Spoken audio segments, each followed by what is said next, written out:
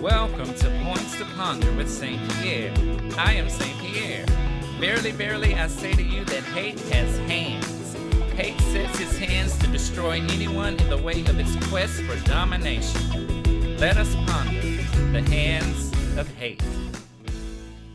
Throughout history, we see examples of the good and bad committed by us mere mortals. We were capable of inventions such as the automobile, the airplane, and the telephone that literally changed the world for the better. We were capable of developing nations into entire civilizations with their own ways of growing and gathering food, distributing water, and establishing shelter.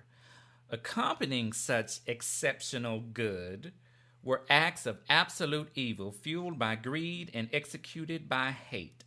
Hate sought and continues to seek to steal, kill, and destroy. Hate can be jealous and envious, which leads it to steal. It desires what others have and devises plans to get it, or it simply does not want someone to possess anything. So to thwart this, the hands of hate steal in both tangible and intangible ways. Tangible ways include stealing land and natural resources from Native Americans. It includes exploiting the continent of Africa for its diamonds and using child labor to get them. It also includes kidnapping a royal, intelligent, and industrious people, robbing them of their freedom and dignity only to enslave them. But the hands of hate also steal in ways not easily detected by natural senses.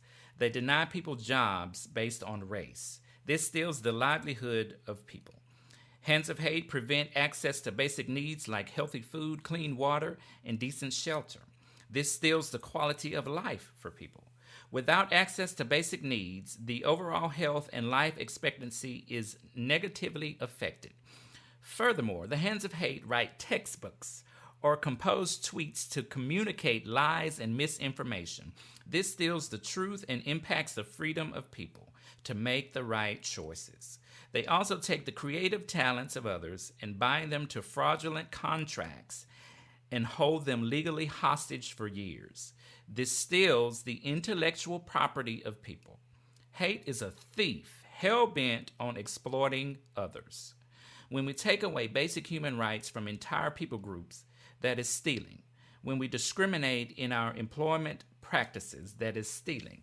Anytime something, whether tangible or intangible, is taken or is denied from someone else for reasons or motives that are unjust and impure, that is stealing. Hate is a thief. Hate is not only a thief, though, it is a murderer. The hands of hate are killers. They are terrorists seeking to annihilate others. Remember 9/11? Hate did that. Remember the Oklahoma City bombing or the Boston Marathon bombing? Hate did those.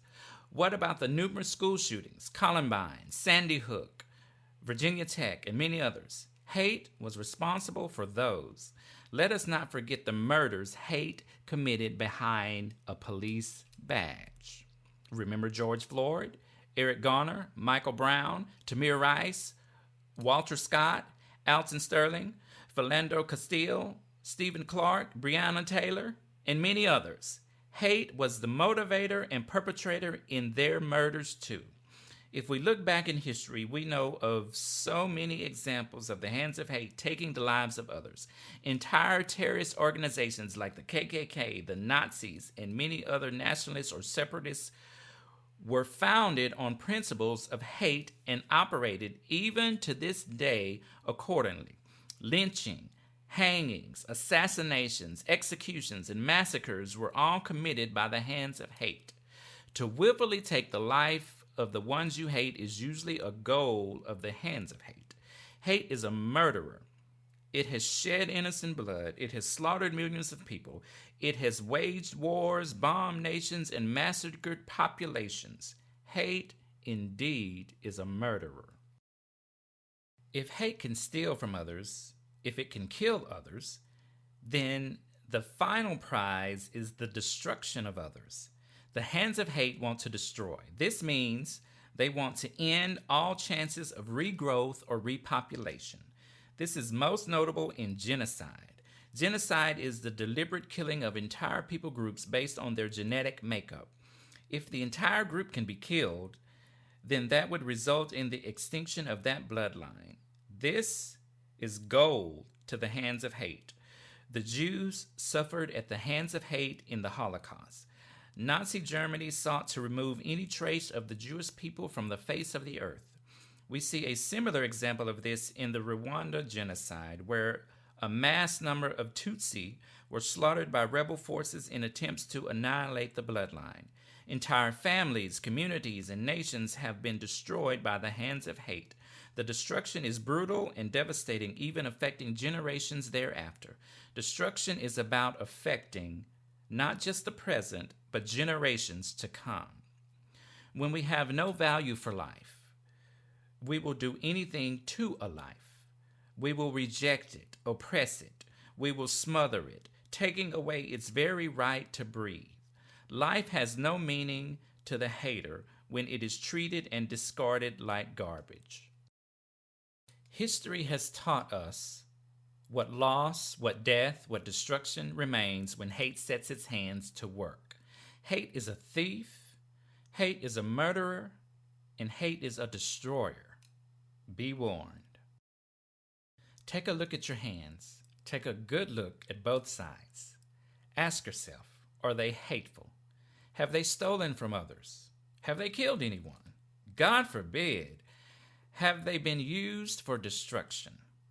Guilty much? Who may ascend the mountain of the Lord? Who may stand in his holy place? Only the one who has clean hands and a pure heart. Psalm 24, 3 and 4. For music, encouragement, and more of the Points to Ponder podcast, visit www.pierrewilliams.com. Thanks for listening. Keep pondering. This is Saint Pierre.